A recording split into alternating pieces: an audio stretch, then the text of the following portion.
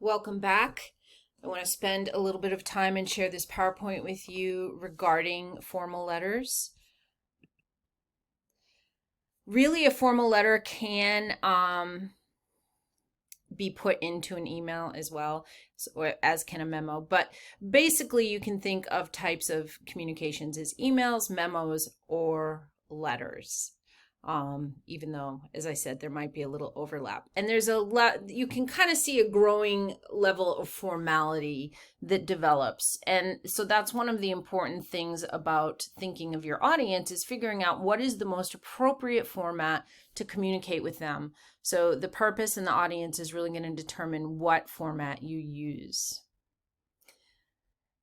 In terms of that audience, is this something that is internal or external?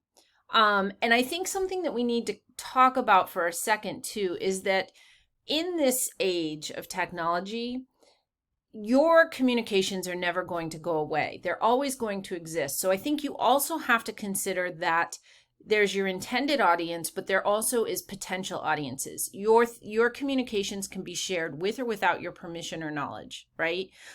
They can be buried and come out years and years later. So it's incredibly important, I think, to consider the fact that you have your intended audience, but would this also be acceptable if it was seen by other eyes? That's something to think about.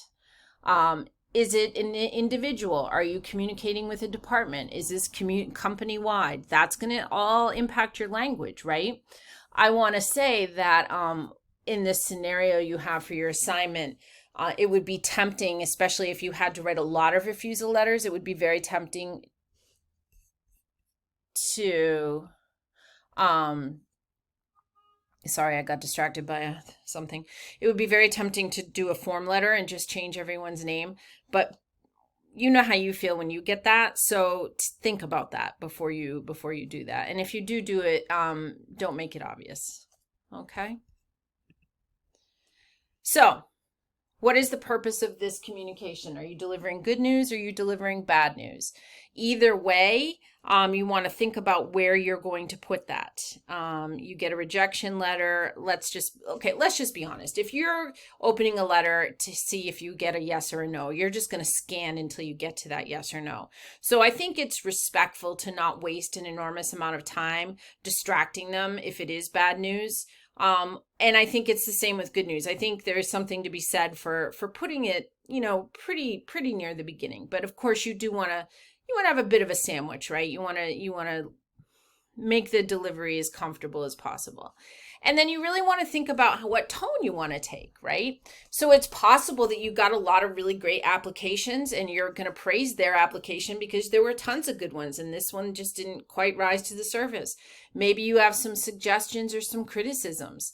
Again, if this is a different kind of letter, if you're laying someone off, if you're firing someone, you probably have to put in some of the criticisms. It's probably you'll probably be legally bound to do that to protect yourself from any kind of fallout. So really important to think about what tone you want to set and how you're going to use language to set that tone. Something that is going to impact the way your writing is received is whether you use passive voice or active voice. Do you remember that from back in the day when you took grammar classes, probably in middle school? It's just like what it sounds like. Passive voice uses the verb to be a lot, and it keeps you very removed from the action, and therefore it can be tempting to use it, especially if you're delivering bad news, but it seems like you're not taking personal responsibility. And I think that there's a lot to be said for instead really trying to adopt an active voice. Again, the clarity and precision is going to be important, as in any other kind of communications in this class. And then just really thinking about, what you're emphasizing, because one of the other challenges you have in this assignment is making sure that your company is still being perceived well. So think about how you're delivering things, how it's going to be received, how your company might look in their eyes, all of that stuff at the same time. Really, empathy is going to be your best friend in designing this letter. Now, things have really mellowed out in the business world in terms of formality and structure. That being said, some companies are more formal than others, and here are the basic rules that exist. Basic formal letter rules, business letter rules. You align everything on the left. You have a nice margin all the way around. A normal size 12 font. I said this in the memo lecture. Make sure it's something that's easy to read. And just like in the memo, you single space, but you double space between paragraphs. Now, in a company, in a corporate world, you'd have letterhead. You guys, if you feel like designing pretend letterhead for this, you do you, but you don't have to. If there's no letterhead, you just include your address and the date, and then you include the recipient's name and their address. Then you start with the greeting. And as I said in my last video, I really recommend saying dear first name, last name.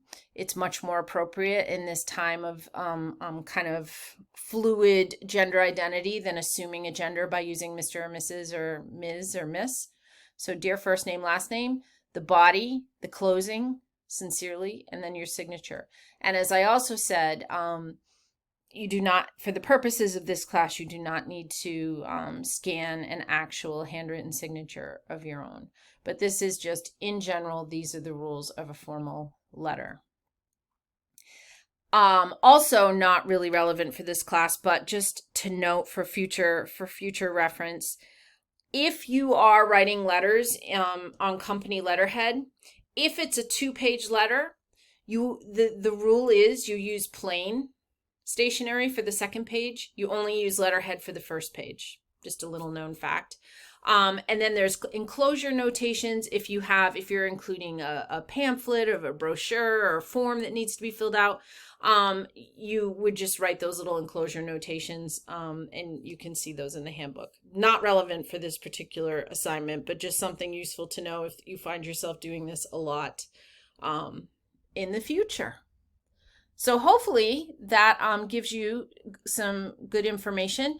And of course, you can also, sorry, I'm so distracted now. You can also